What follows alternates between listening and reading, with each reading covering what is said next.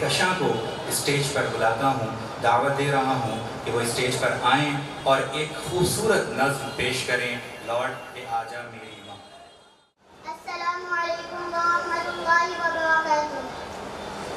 लौट के आजा मेरी माँ, तुझ में बसी है मेरी जान, रह न सकूंगी तेरे बिना।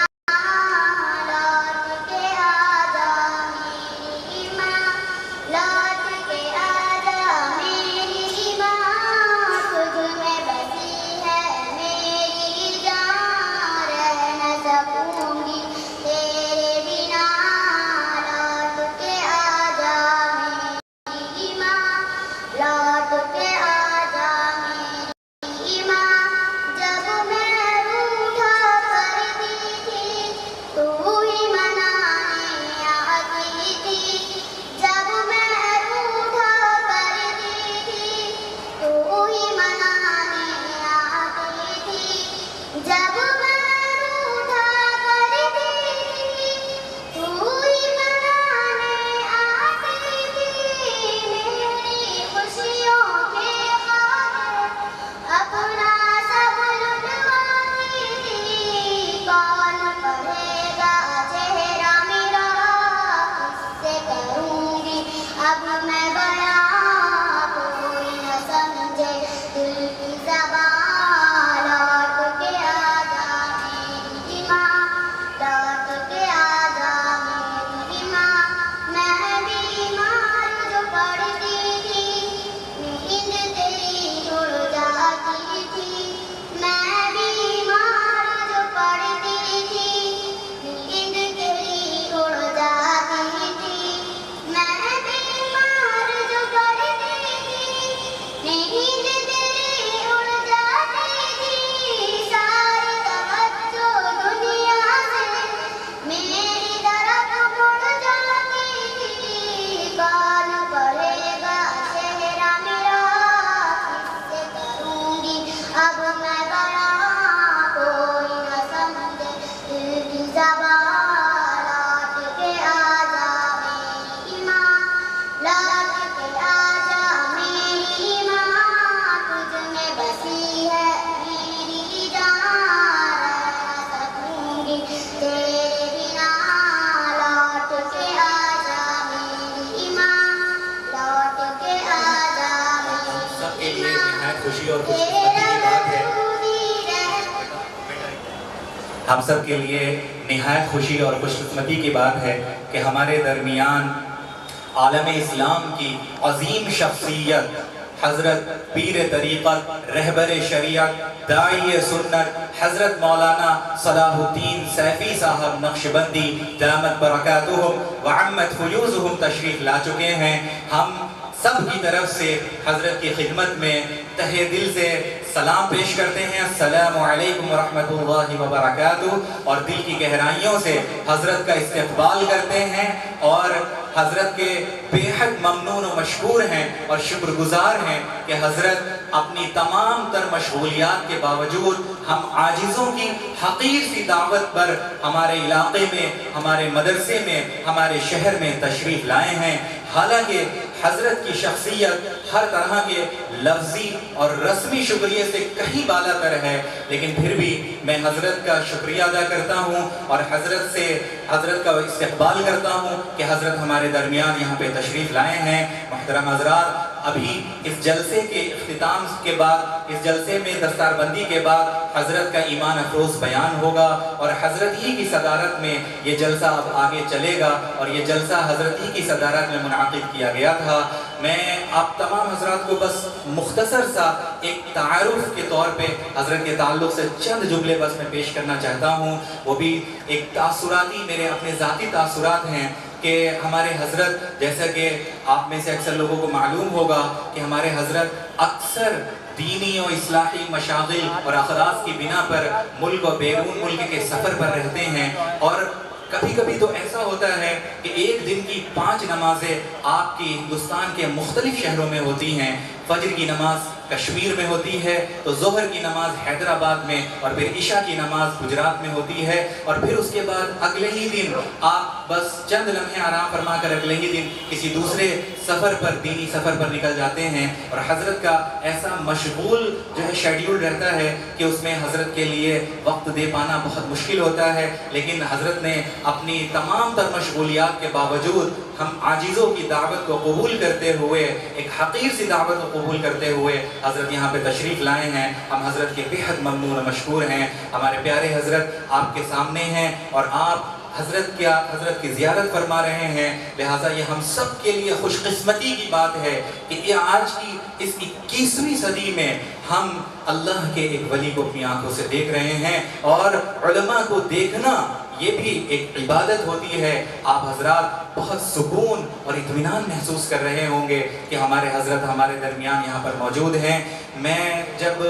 मैंने बचपन में किताब पढ़ी थी हज़रत मौलाना अली मियाँ साहब की इज़ा हब्बत रिहुल ईमान, कि जब ईमान की बातें बाहरी चली, उसमें हज़रत मौलाना अली मियाँ साहब रहमतुल्लाह अलैह, अल्लाह ताला उनकी कब्र को नूर से भर दे और उन पर करोड़ रहमतें नाज़िल फरमाए।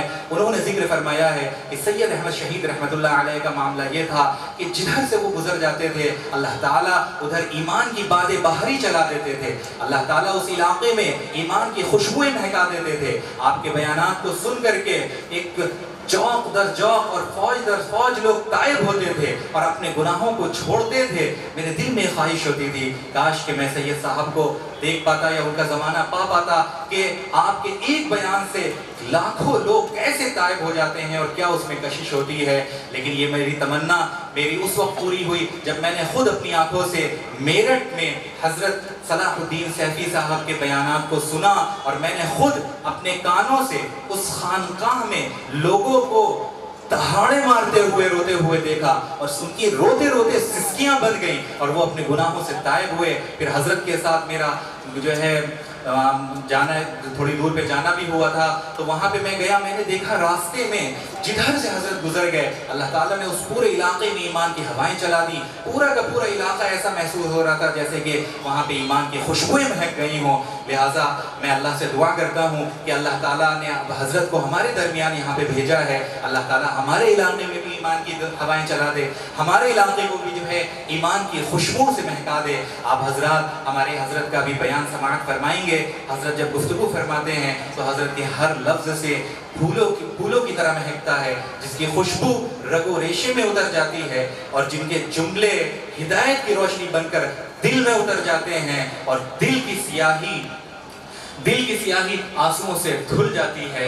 और हज़रत जब गुफ्तगू फरमाते हैं, दुआ फरमाते हैं तो बहुत सुकून भी मिलता है और बहुत से लोग तायब होते हैं। पिछली बार भी हज़रत जब तशरीफ़ लाए थे बहुत से लोगों ने मुझे मिल करके और फ़ोन के ज़रिए बताया कि उनके ऊपर क्या असरात मुरतब हुए। अब हज़रत के सामने मेरे लिए बोलना भी एक बेअदबी है, मैं लबकुशाई की भी जसारत नहीं रखता, बोलने की भी हिम्मत और ताकत नहीं रखता, लेकिन फिर भी ये एक सबक के तौर पे चंद बातें मैंने ज़िक्री अपने तअस्सुरात का इजहार किया कि कोशिश की कि जिस नज़र से मैं हज़रत को देख पाता हूँ काश कि आप भी देख सकें और मेरी बातों को और गुफ्तगू को हज़रत समाअत फरमा रहे हैं।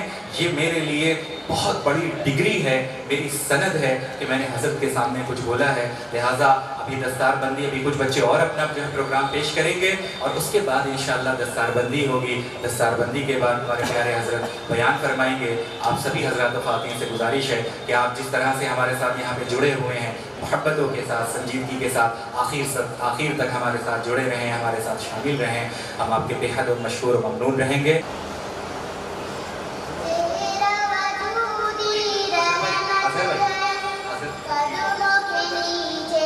थोड़ा सा माइक उधर कर